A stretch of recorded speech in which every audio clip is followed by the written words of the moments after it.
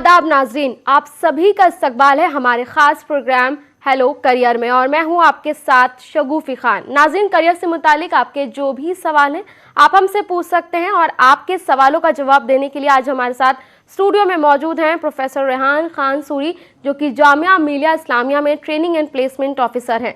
Sir, तहे दिल से इस्तकबाल है आपका। शुक्रिया। नाज़रीन, आप भी हमारे इस प्रोग्राम से जुड़ सकते हैं। हमारे नंबर्स लगातार आपकी टीवी स्क्रीन पर फ्लैश हो रहे हैं। इन्हीं नंबर्स के ज़रिए आप हमसे रब्ता कायम कर सकते हैं।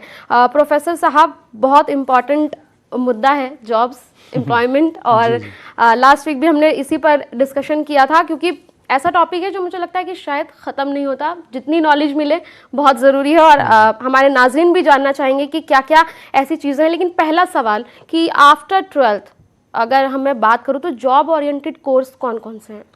देखिए, बहुत अच्छी आपने बात कही। और 12वीं क्लास के बाद एक वो पड़ाव आ जाता है जहाँ पर आपकी स्कूलिंग ख़त्म होती है और आपको हायर एजुकेशन के लिए जाना होता है। तो उस वक्त बहुत सारे ऐसे बच्चे होते हैं, बहुत सारे ऐसे हमारे स्टूडेंट्स हैं जिनको अपनी जॉब्स में जाना होता है, या वो इस तरह के प्रोग्राम्स को देख रहे होती हैं जो उनको जॉब्स में जल्दी एंटर करा सकते हैं।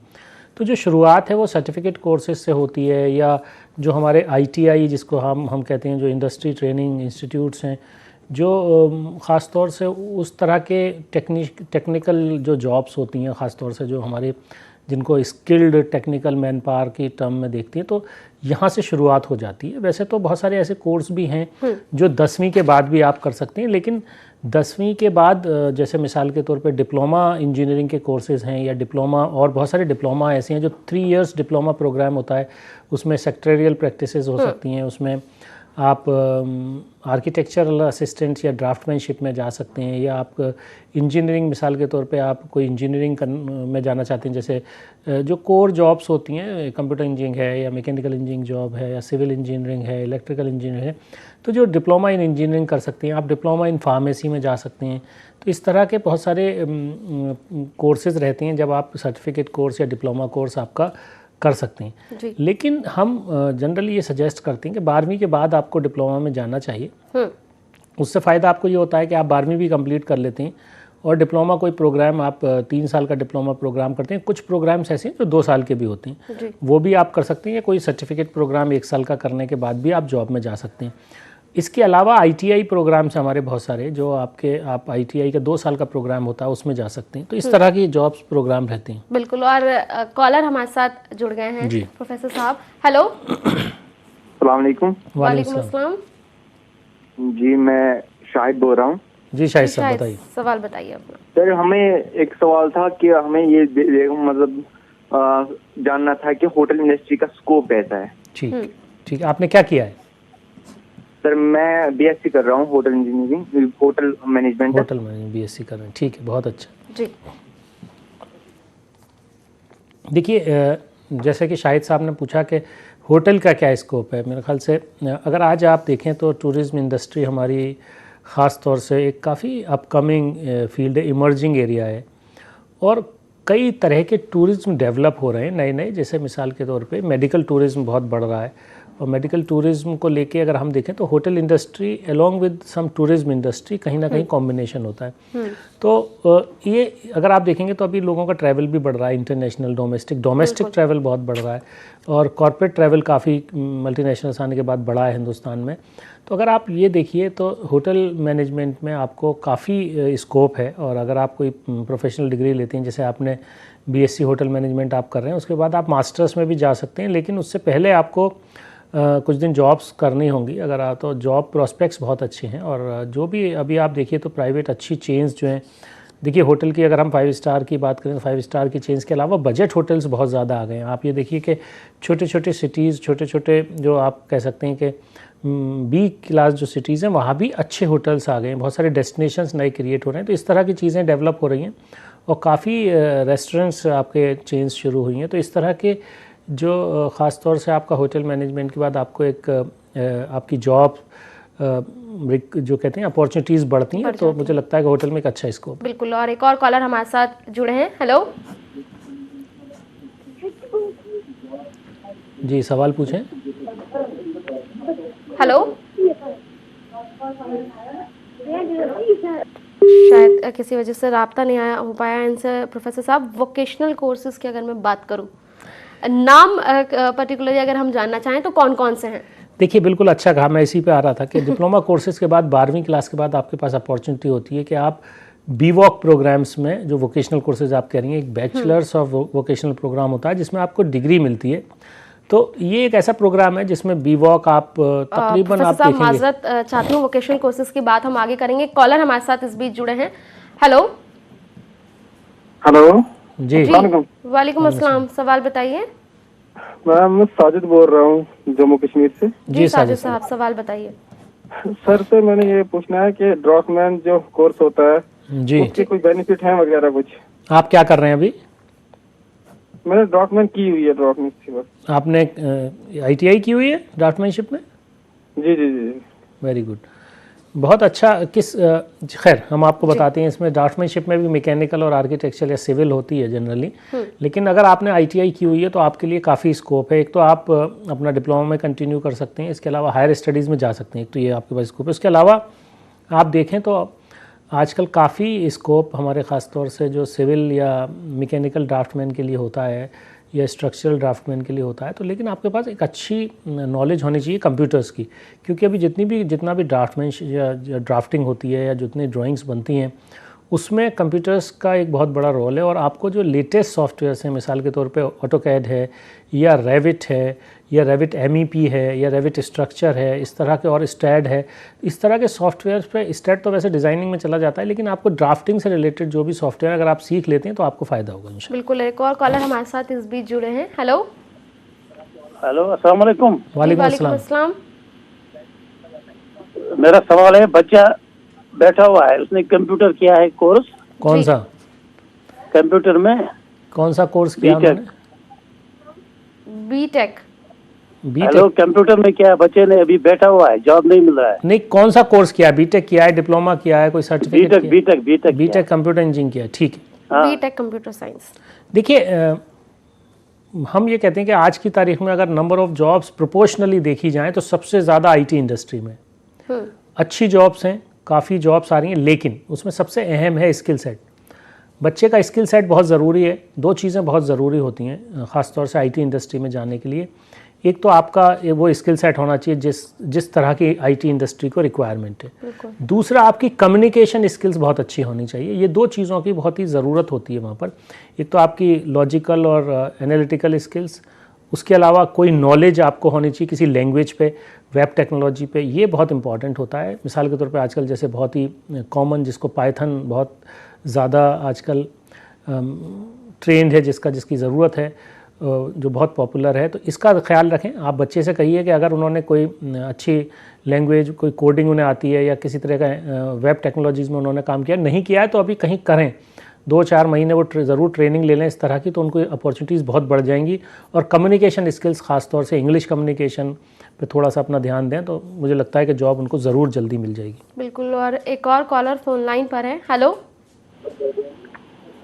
हेलो जी, हेलो, अस्सलाम वालेकुम। जी, वालेकुम अस्सलाम। मैडम, मैं हैदराबाद से शायद बोल रहा हूँ। जी शायद साहब, सवाल बताइए। हाँ मैडम, मेरा सवाल ये है कि मैं CA फाइनल में हूँ, पिछले 2 साल से ट्राई कर रहा हूँ, अभी तक क्लियर नहीं हुआ है। क्या मैं अभी आगे चल के ट्राई करूँ या इसको ड्रॉप कर दूँ? नहीं, BA में कौन से सब्जेक्ट्स हैं आपके पास? CA फाइनल में हूँ मैं। CA फाइनल में, चार्टर्ड अकाउंटेंट। ठीक है। देखिए, सबसे पहले तो हम ये कहेंगे कि आपको अपना ट्राई कंटिन्यू करना चाहिए। आपको किसी अच्छे अकाउंटेंट्स के साथ, किसी चार्टर्ड अकाउंटेंट के साथ काम करना चाहिए उनकी फर्म में।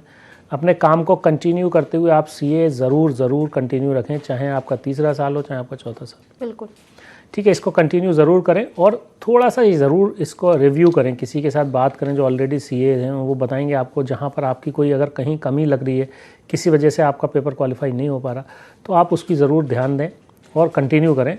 इंशाल्लाह आपका ज़रूर CA आप क्वालिफाई कर लेंगे। और आप किसी जो भी अच्छे CA उनके साथ, आप उम्मीद है कि कहीं काम कर रहे होंगे, लेकिन अगर नहीं कर रहे हैं तो आपको ज़रूर करना चाहिए। बिल्कुल, और लगन होगी तो इंशाल्लाह कामयाबी ज़रूर मिलेगी। एक और कॉलर हमारे साथ है। हेलो अस्सलाम वालेकुम मैम। जी, वालेकुम अस्सलाम। मैं अभी मैम BSc 6th सेमेस्टर में हूँ।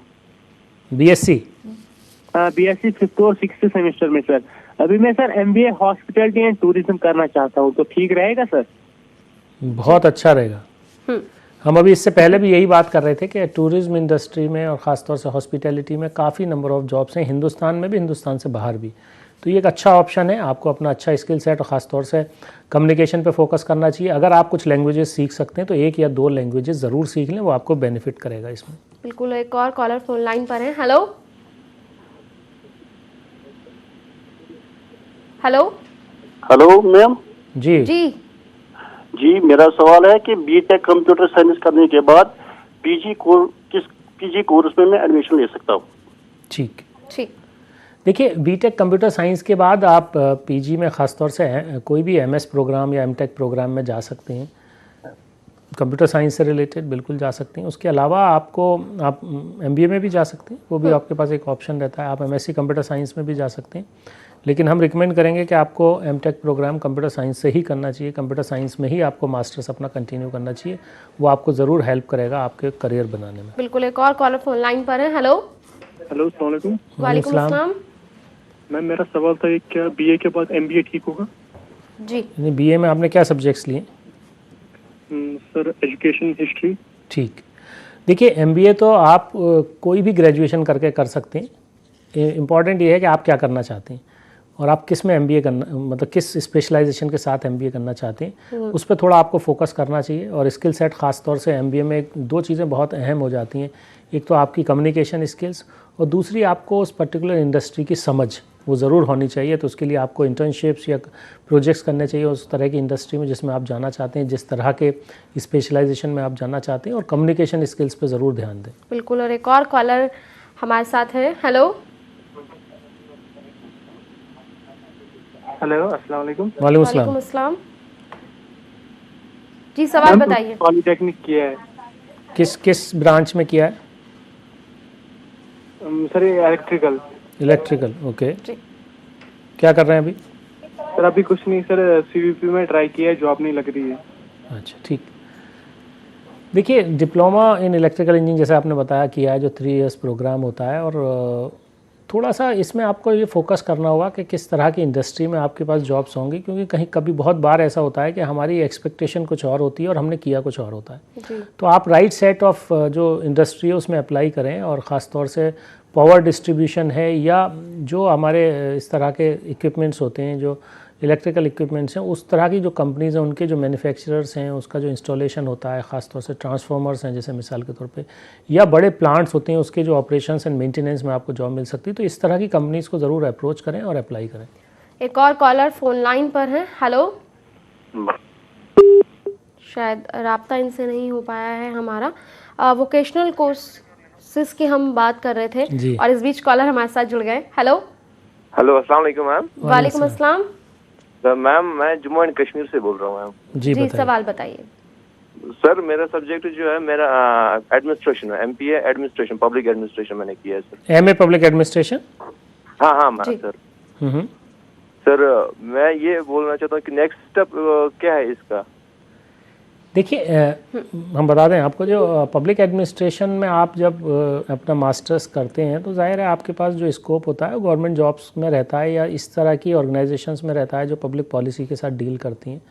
तो आपको उस पर फोकस करना चाहिए और इसी तरह की आपको अपनी स्किल सेट भी डेवलप करना चाहिए।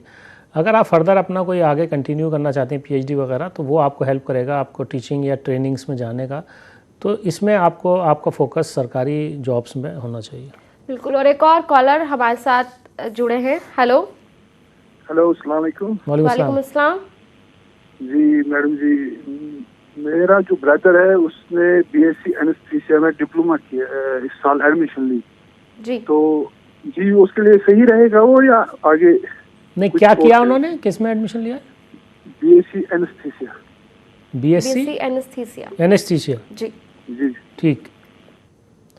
देखिए, बीएससी एनेस्थीसिया एक अच्छा कोर्स है। आजकल जिस तरह से हमारी हेल्थ केयर डेवलप हो रही है, प्राइवेट हेल्थ केयर ज़्यादा डेवलप हो रही है, supported by government also in many states. तो ज़्यादा फोकस है, बल्कि हमारा नेशनल लेवल पे भी हेल्थ केयर पे बहुत फोकस है, और ख़ास तौर से जिस तरह की स्कीम्स आ रही हैं तो उससे उम्मीद है कि हमें हर छोटी छोटी जगह पे भी इस तरह की ज़रूरत होगी। ख़ास तौर से एनेस्थीसिया एक वो कंपोनेंट होता है जो सर्जरी में यूज़ होता है, तो इसका मुझे लगता है कि अच्छा स्कोप है। बिल्कुल, एक और कॉलर हम शुमार कर लेते हैं जाते जाते। हेलो हेलो जी, बताएं। सर, अस्सलाम वालेकुम। वालेकुम अस्सलाम। सर, मेरे को ना देखना है कि सर बीसीए का कैसा करियर रहता है सर। मुझे ना बीसीए करना है सर, उसके लिए ना मुझे थोड़ा ठीक। देखना है। देखिए, बीसीए एक बहुत अच्छा प्रोग्राम है, खासतौर से ग्रेजुएशन लेवल पे। हम बात कर रहे थे वोकेशनल कोर्सेज की भी। अगर हम वोकेशनल कोर्सेज की बात करें तो बीवॉक प्रोग्राम्स काफ़ी होते हैं जो जैसे जामिया मिलिया सोलर एनर्जी में ऑफर करता है, मेडिकल लैब टेक्नोलॉजी में ऑफर करता है, इलेक्ट्रोफिजियोलॉजी में ऑफर करता है। इसी तरह से बहुत सारी जगह पर रिटेल में, सेल्स में बहुत सारे ऐसे सेक्टर्स हैं जिसमें ऑफर होता है। इसी तरह से बीसीए प्रोग्राम आपका कंप्यूटर में ग्रेजुएशन लेवल पर हो जाता है। तो इस तरह का बड़ा अच्छा प्रोग्राम है। मुझे लगता है कि आफ्टर ग्रेजुएशन अगर आप जॉब करना चाहते हैं तो ये अच्छे प्रोग्राम्स हैं। बिल्कुल। और प्रोफेसर साहब, टाइम की बहुत ज़्यादा कमी है, लेकिन कॉलर्स लगातार हमारे साथ जुड़े हुए हैं। कॉल ले लेते हैं, मुख्तसर से उनका जवाब देंगे। हेलो जी हेलो जी, सवाल बताइए। हेलो मैम, आदाब। मेरा नाम पवन है, आई एम फ्रॉम कश्मीर। जी सोनम, बताइए। जी बताइए सवाल। क्वेश्चन है कि बीएससी ऑनर्स बेटर है कि बीटेक सीएस? नहीं, देखिए, बीटेक एक प्रोफेशनल कोर्स हो जाता है और बीएससी एक रेगुलर प्रोग्राम होता है। अगर आपको रिसर्च में जाना है, साइंस में अपनी रिसर्च करनी है, या किसी तरह की और टीचिंग में जाना चाहते हैं बीएससी बीएड करने के बाद, तो आपके पास बीएससी ठीक है। लेकिन आप प्रोफेशनल लाइफ में जाना चाहते हैं, कॉर्पोरेट जॉब में जाना चाहते हैं, तो बीटेक प्रोग्राम ठीक है। बिल्कुल। एक और कॉलर है। हेलो हेलो जी, सवाल बताइए। वालेकुम। वालेकुम अस्सलाम। जी, मेरा नाम शक्कत है। मैंने बीटेक किया, अभी कंप्लीट किया है अगस्त। किस ब्रांच में? जी, सिविल इंजीनियरिंग। ठीक। जी, so should I opt for MTech और एमएससी और should I go for job? देखिए, आपको एमटेक प्रोग्राम करना चाहिए अर्थक्वेक इंजीनियरिंग में, या स्ट्रक्चरल इंजीनियरिंग में, या एनवायरमेंटल इंजीनियरिंग में, या वाटर मैनेजमेंट में। ये अच्छे एरियाज़ हैं। इस पर अगर आप काम करेंगे तो आप अच्छे सक्सेस आपको आगे मिलेगी, क्योंकि डिज़ाइन वगैरह में एमटेक इज़ रिक्वायर्ड। बिल्कुल। एक और कॉलर फोन लाइन पर है। हेलो अस्सलाम वालेकुम। वालेकुम अस्सलाम। हाँ जी, मैंने ये पूछना है कि मेरा बच्चा जो है इस वक्त बीटेक सिविल में कर रहा है और चंद महीनों के बाद उसका वो कंप्लीट हो जाएगा, तो आगे उसको क्या करना चाहिए? देखिए, अभी हमने बताया जैसे बीटेक सिविल के बाद हम रिकमेंड ये करते हैं आपको गेट की प्रिपरेशन करनी चाहिए। एमटेक सिविल में जनरली जो इन्वायरमेंट या स्ट्रक्चर या वाटर मैनेजमेंट में अगर आप करते हैं तो ये अच्छे एरियाज़ हैं, इसमें करना चाहिए। और इसमें मुझे लगता है कि ज़्यादा कामयाबी मिलेगी, क्योंकि थोड़ा फोकस अभी इंफ्रास्ट्रक्चर पे होना चाहिए ख़ास तौर से। प्रोफेसर साहब, टाइम की क्योंकि कमी है, लेकिन अगर हम अपने नाज़रीन को अपडेट करते चले तो आपने मुझे बताया था कि नीट के जो फॉर्म्स हैं वो निकल चुके हैं। जी, देखिए, नीट के फॉर्म्स अनाउंस हो गए, रिलीज़ उनके 2 दिसंबर से होना है। 31 दिसंबर लास्ट डेट है अप्लाई करने की। तो जो हमारी नेशनल टेस्टिंग एजेंसी है उसके वो नीट कंडक्ट करती है, उसी की साइट पे जाके आप अप्लाई कर सकते हैं। तो जो बच्चे भी हमारे डॉक्टर बनने के ख्वाह हैं, एमबीबीएस करना चाहते हैं या बीडीएस करना चाहते हैं या मेडिसिन में जाना चाहते हैं, उनके लिए नीट एक बहुत अहम एंट्रेंस टेस्ट होता है। तो उसकी एप्लीकेशन खुल गई है 2 सेकेंड से, और 31 उसकी लास्ट डेट है। बिल्कुल। एक कॉलर हमारे साथ जुड़े हैं। हेलो हाँ, हेलो, अस्सलाम वालेकुम। वालेकुम अस्सलाम।